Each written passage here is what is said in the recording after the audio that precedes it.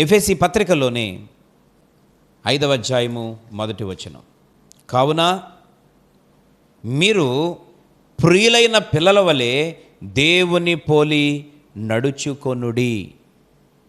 ఆయన ఈ ప్రస్తుత కాలంలో ఉన్నటువంటి పరిస్థితులు, ఇవి చెడ్డ దినాలని, ఇది దుష్టకాలమని, ఇది చెడు కాలమని అనేకమైనటువంటి వాక్యముతో కూడిన ఆధారాలతో చూపిస్తూ ఆయన చివరిగా ఈ వాక్యం వింటున్న మనందరితో దేవుడు ప్రేమగా మాట్లాడుతున్నాడు.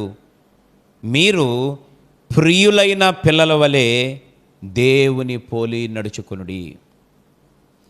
పిల్లరా, ఆయన మనల్ని ఎలా సంబోధిస్తూ పిలుస్తున్నాడంటే, మీరు నాకు ప్రియులైన పిల్లలు, నేను ఇష్టపడే పిల్లలు, నాకు ఇష్టమైన బిడ్డలు అనగా ఈ వాక్యం వింటున్న నీవు దేవునికి ఇష్టమైన కొడుకువి, దేవునికి ఇష్టమైన కూతురువి.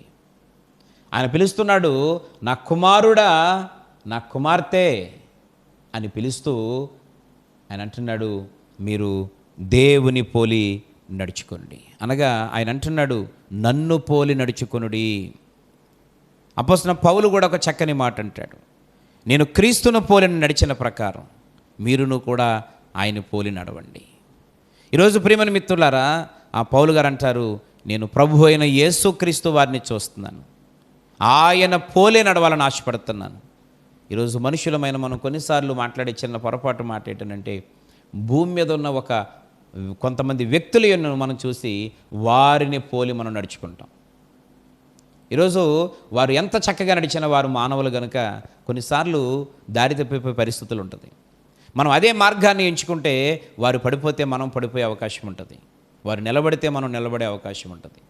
అందుకే నేను ఎవరిని నిరుత్సాహపరచట్లేదు, కానీ మనందరము కలిసి ఆయన అంటున్నాడు, మీరు నన్ను పోలి నడవమని దేవుడే చెప్తున్నాడు. మీరు ఏ మనిషిని పోలి నడవద్దు, మీరు నన్ను పోలి నడవండి. కాబట్టి యేసయ్య యొక్క పోలికలు, యేసయ్య యొక్క సారూప్యం, యేసయ్య యొక్క ఆ రూపం మనలో ఉండేలాగా మనం సరిచేసుకోగలిగితే, పిల్లరా, ఆ తర్వాత వచ్చిన భాగంలో ఉంది, క్రీస్తు మిమ్మలను ప్రేమించి పరిమళ వాసనగా ఉండుటకు మన కొరకు తన్ను తాను దేవునికి అర్పణముగాను బలిగాను అర్పించుకొనెను, అలాగుననే మీరును ప్రేమ కలిగి నడుచుకొనుడి. దేవుడు మనల్ని భూమి మీద బ్రతుకున్నంత కాలం, దేవుని యొక్క రాక పర్యంతం ప్రియమైన మిత్రులారా, పరిమళ వాసనగా ఉండుటకు తనకు తాను మన కొరకు అర్పించేసుకున్నాడు. అంటే మనము సువాసన కలిగినటువంటి, పరిమళ వాసన కలిగినటువంటి, అందచందం కలిగినటువంటి, ఆత్మీయ అందచందాలు కలిగినటువంటి జీవితాన్ని ఈ భూమి మీద ఉన్నంతకాలం జీవించాలనేటువంటిది దేవుని యొక్క ఉద్దేశం.